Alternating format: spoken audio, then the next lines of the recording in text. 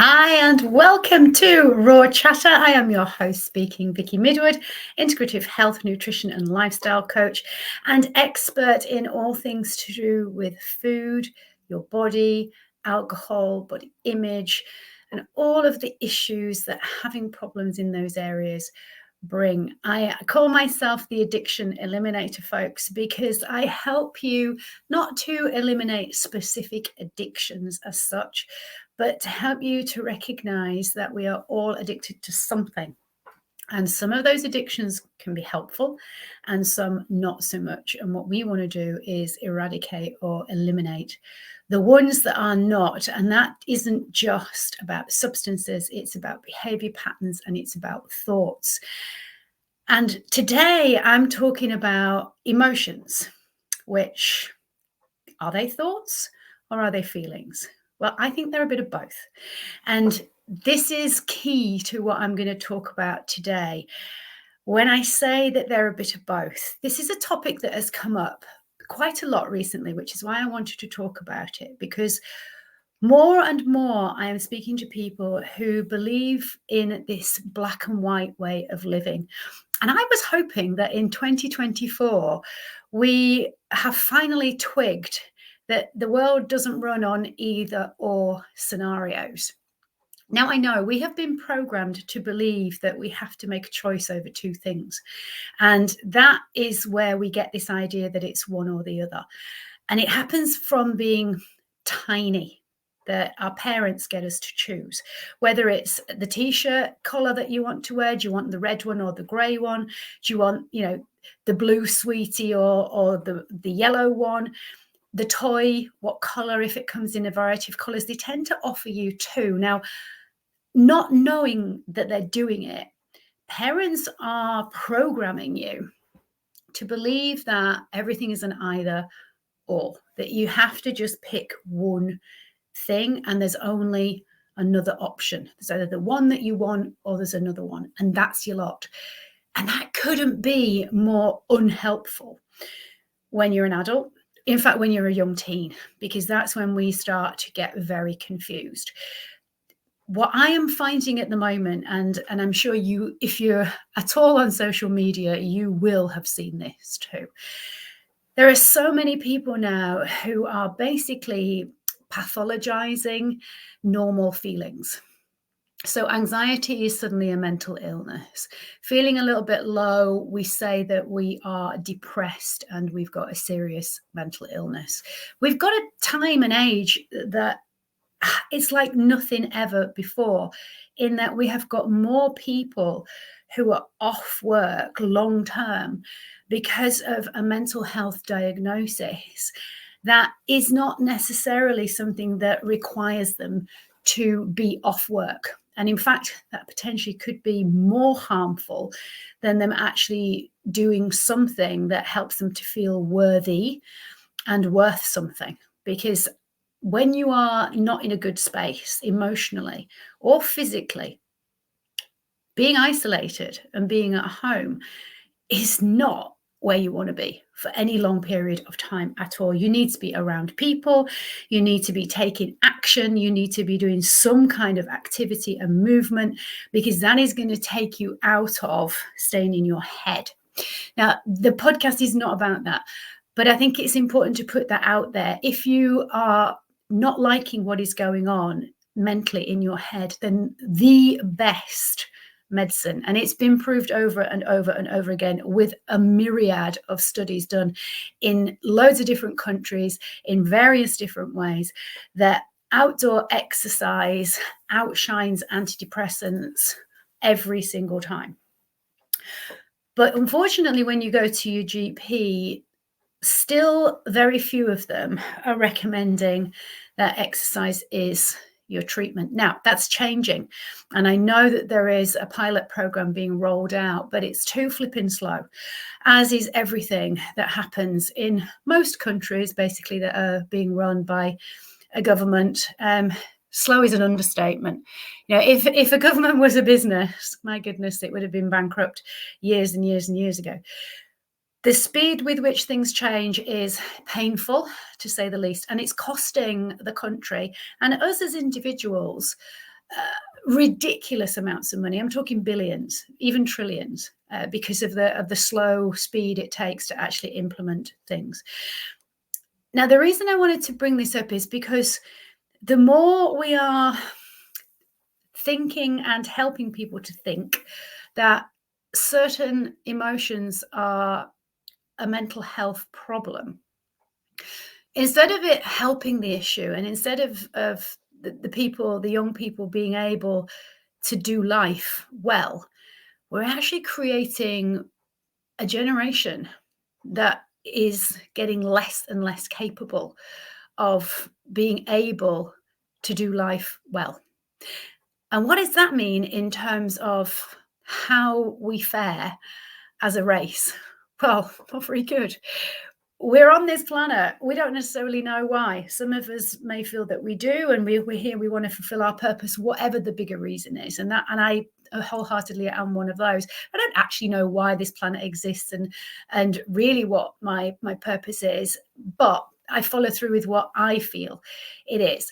So for whatever reason we are here, what we do know is instinctively every single species that is on this planet has one thing that it is designed to do, and that is to keep the species going.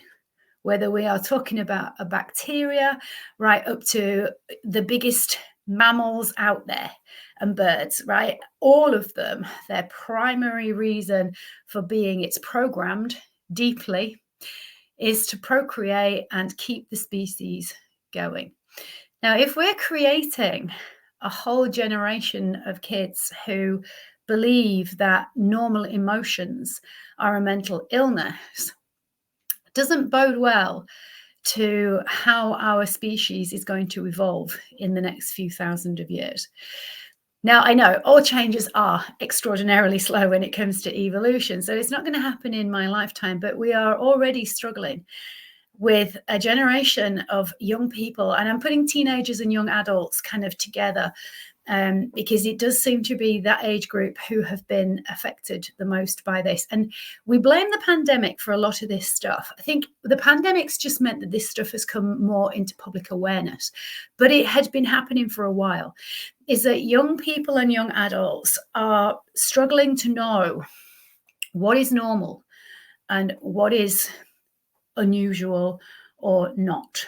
And when we are demonizing or diagnosing or pathologizing feelings like feeling low, feeling unmotivated, feeling a little bit lacking, feeling that we're struggling, feeling that things are a bit challenging, feeling anxious, when all of these feelings are being labeled as a mental health problem, then we have got a serious problem, because medicating young people when they are still not fully formed, when they are still growing, is a very, very dangerous game to be playing.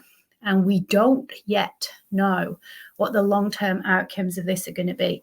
But when we are stifling some of how our body and brain's systems work, then it can't be a good thing.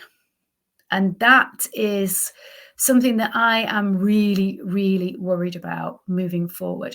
There are more and more young people now who are self-harming, who are turning to suicidal ideologies, who don't know how to make decisions without looking to an older adult for some kind of validation. They don't know how to make a decision without feeling they have to justify their choice or making a mistake.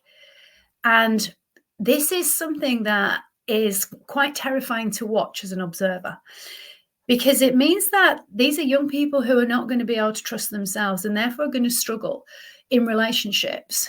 And we can't keep the species going unless we create some kind of relationship and end up with a partner, or at least, somebody who we hope is going to help us to bring up the new addition to us, our lives, our family, our unit, whatever word you want to use to describe it.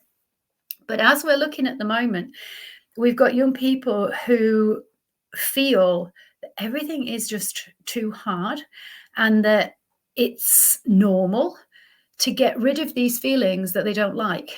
And that is extraordinarily abnormal and frankly dangerous, because we've got this idea that we're supposed to be happy and joyful all of the time, which is absolute madness. Just like we cannot have daytime if we don't have nighttime. Just like we cannot have and appreciate sunshine if we don't have storms and clouds and rain. It can't be all happy, clappy and glorious all of the time, because we wouldn't appreciate it at all. And we wouldn't ever be motivated to do anything.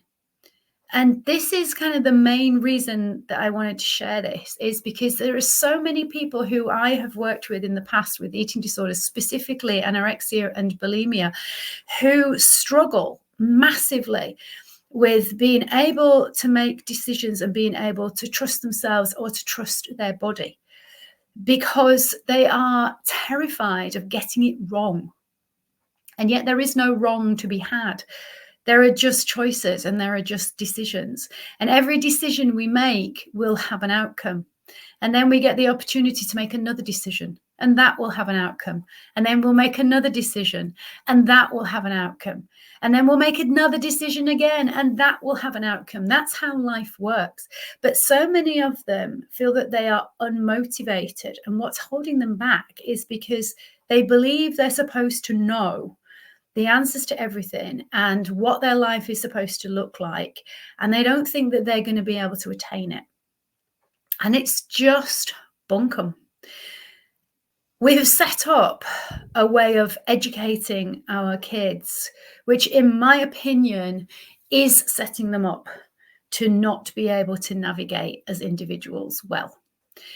We have set up an education system that tells them that, oh, just if you participate, it's enough. No, that's not how life works. If we just participated and everything was enough, well, then we'd have nobody with any problems with housing and finances or illness or anything. That it doesn't make any sense that you just have to show up and that's enough.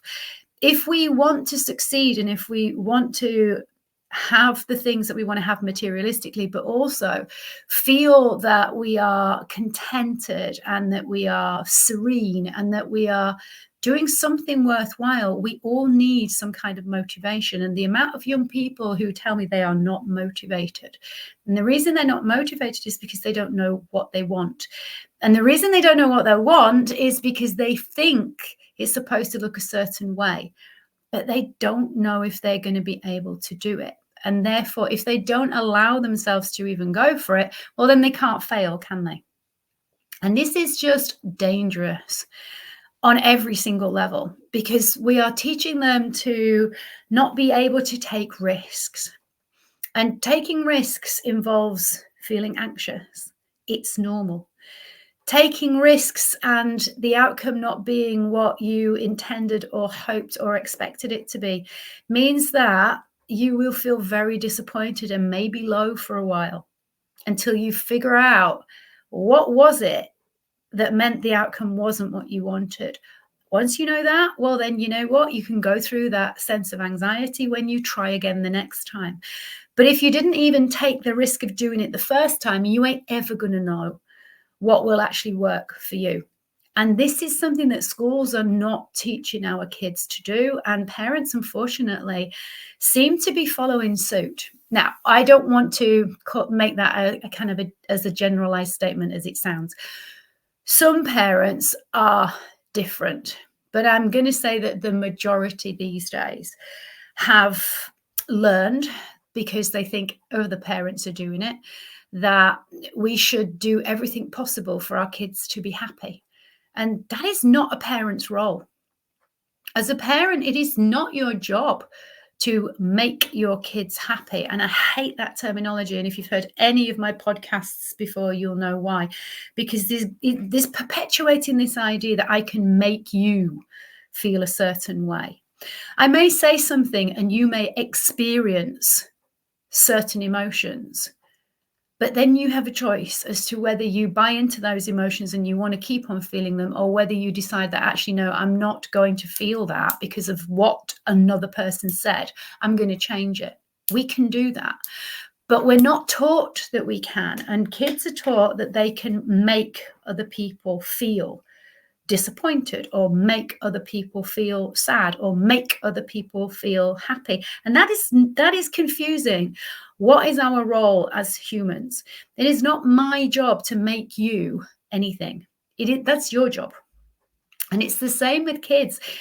As a parent, it is not your job to make your kids happy. And where we've got this idea that that is our job from, I don't know, but it needs quashing. Our job as parents is to make sure that our kids can do life, can become adults who can deal with the unexpected, who can move forward, who can progress, who can make their own decisions, and who can stand on their own 2 feet. And what I do know is that young people and adults are never going to learn those skills if, as parents, you don't let them take any risks. They can't, can they?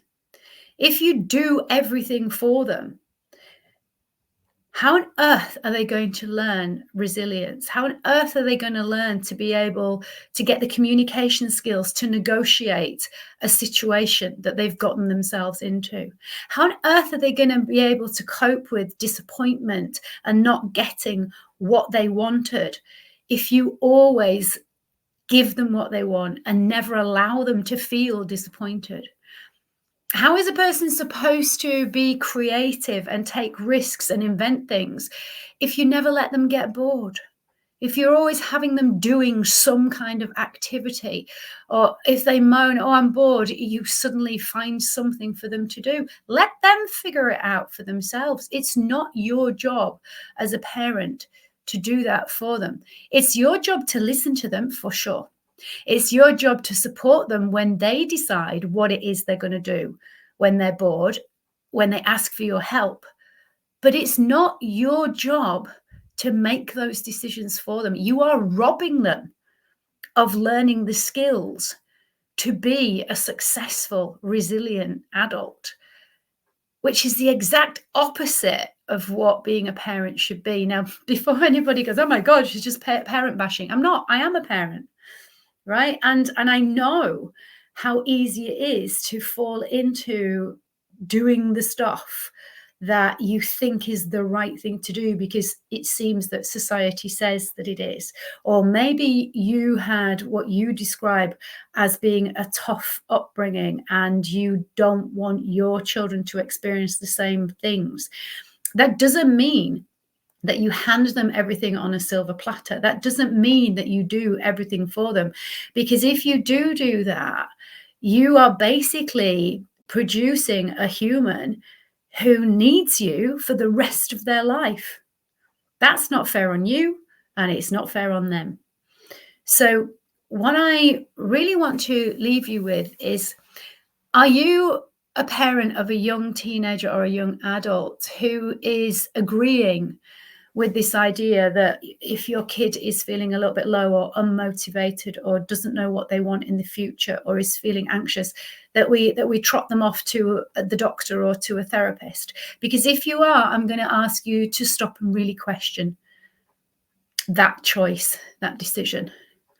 Would it be better that those children just got into conversations with other people, started to exercise, started to get outdoors, started to move their body, started to recognize with your help that taking risks is a part of life, that feeling anxious is also a part of life, that they are the ones who are responsible for how they choose to view things.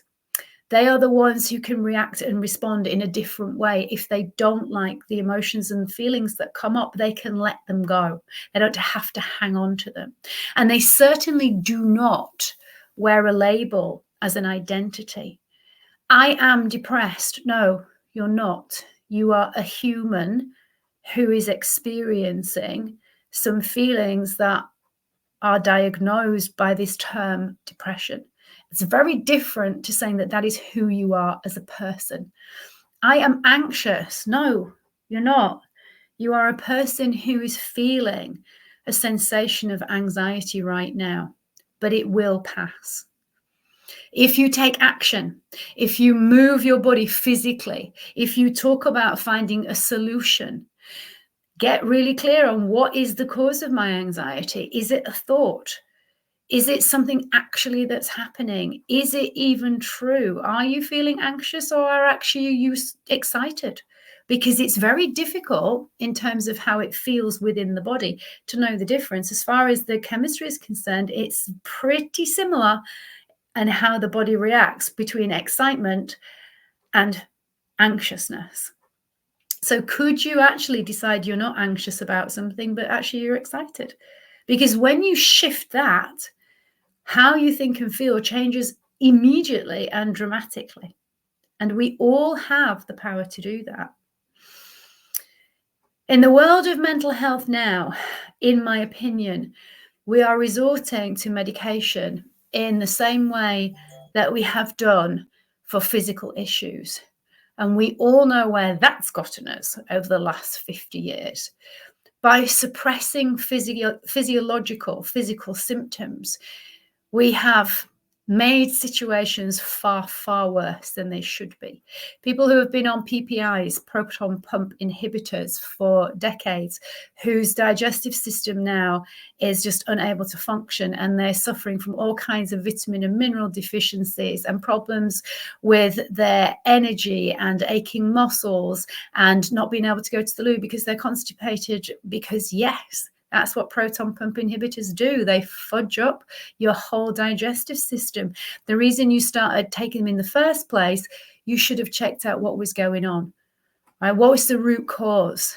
Not just masking the symptoms with a PPI. And we've done that for multiple things, as we know. People who are on so many medications now, it's like a laundry list, because they're on medications for more symptoms that have only appeared because they're side effects of the first medication. And all that medication was doing was treating symptoms, and nobody was looking at the root cause. Now it would appear we're going down that same scary, horrific, completely pointless and very expensive route. And expensive in terms of finances, but expensive in terms of quality of life for people with mental health illnesses. So I urge you, if you have got a teenager or a young person who believes that anxiety is a mental health problem, then start having a conversation with them. And if you, as an adult, don't know that anxiety is just a normal emotion, if you yourself are struggling, then perhaps you are the one who needs to talk about your issues with somebody who can help you. Because one thing that I do know is the more we say that we are these things, the more we own them as an identity, the more we are going to live up to that label, whether it's true or not. This is what happens. And you are not your diagnosis. Is a diagnosis helpful if you had an issue and a problem that you really were struggling with and it took a while to find out what was going on? Yeah, it is. I know what that feels like, right? Well, I didn't know what was going on with me and why my symptoms were what they were. And I found out that I had something called Hashimoto's thyroiditis. And was that diagnosis a relief? Yes, but I am not Hashimoto's, right? It is something that my body is dealing with. Right? It is an issue. It's an autoimmune issue. And so I manage it, but I am not it. And it doesn't define my life, right? Do I do certain things so it doesn't get any worse? Yes, absolutely. But most of those things are lifestyle factors that I just need to make sure that I do and not do intermittently. It doesn't rule my whole being. And I don't go and introduce myself as, hi, my name's Vicky Midwood. I'm Hashimoto's. Right? Just like we wouldn't say, hey, but yet we do this with all kinds of diagnoses. And so my point of sharing this today is for any of you who believe that the way you are thinking and the way that you're feeling means that you have a mental health problem and you need medicating for it. I'm going to ask you to stop and do some research, ideally not on Google. Start tuning in to some podcasts that are covering these issues. You might want to start with Modern Wisdom with Chris Williamson, who just this week had an amazing lady who he interviewed called Abigail Shire, who was talking about, why this is sending us into some serious issues, the amount of young people who are on medication for mental health illnesses that they just do not have. It's a good place to start. You may want to listen to other people in this field who are neurosurgeons, who are therapists, also psychiatrists, who are saying the same things. We are over-medicating across the board as humans, physical and mental issues. And because of that, we are creating a generation and a society that is getting sicker, fatter, and less able to cope with life. And it does not have to be that way. But as individuals, and especially as parents, if you've got kids, you've got to own it. You've got to step up. You've got to start saying, no, we need to stop this. We need to help young people to get back into learning how to communicate with each other in person. We need to help them to recognize that it isn't black and white. It isn't an either or. Decisions are not right or wrong. And if you believe that that is the case as an adult, well, you need to change your belief first. There are decisions that have an outcome. And then if the outcome isn't as you expected, you make a different decisions. It's not about being right or wrong. It's about you looking at your expectations and looking at, is the decision you make getting you closer towards that or not? Right? But there are always going to be multiple decisions, and you can change your mind and make a different decision at any point in time. There are very few things that cannot be reversed, very few. If you look hard enough, there is always a different way. And so helping you help your kids and helping you to help yourself to be able to negotiate and navigate this thing called life in a way that is helpful so that you improve and grow. And taking risks is a part of that. Staying comfortable, staying with what we know means that we might as well just lay down and die, right? And I don't think that is what we want, either for ourselves or for the upcoming generations. So if you are struggling with issues that you aren't sure if you have a mental health problem, or that you maybe just have a habit that is overwhelming you, or you have a way of thinking and reacting to things that you are struggling with because it's not making you happy, then reach out to me or reach out to a friend who you can talk these things through, who isn't on the same thinking pattern as you, obviously, and just start to recognize that a lot of the feelings that we think are problems are just normal emotions, and they will pass. Emotions are energy in motion, and they are meant to flow. Yes, they're giving you a clue. If you're getting emotions that are feeling uncomfortable, notice them, but don't hang on to them. Don't amplify them. Don't put all your energy into them. Just notice, okay, that's interesting. I feel like that about that. Is it something I need to work on? Let's see. That is it. That's as much as you need to do. And if you want a little bit more help on this, and I am inviting you to have a conversation with me, talking to somebody who doesn't buy in to the current media dialogue, really, that's what it is out there, and who is not a part of this, yes, you have a problem, let's stick a label on you, may be the exact thing that you need to help you to recognize that you are just a human doing normal human things. And emotions are a normal part of life. Some feel fantastic, some feel okay, some are pretty shitty, but they won't kill us, and they will help us to learn and grow as humans. I hope that's been helpful. If it has, please hit that like, hit the subscribe button so that you don't miss the next episode that is coming out. And if you do have any comments on this, then please do put them in the comments box. If you want to book in for a chat with me, you are very welcome to do so. The link is in the show notes. And if you don't want to have a Zoom face-to-face conversation, you can always WhatsApp me. We can have a conversation that way. I hope that you do take on board what I've said. Emotions are just energy in motion. They are clues as to where we are at and what we need to do. But that is all they are. They are not truth. They are not something to be scared of. They are information and they are energy. And let's not give them anything more than that. We only have one life as far as we know, and one body. Please take care of it because it is taking care of you. Until next time, have a good day.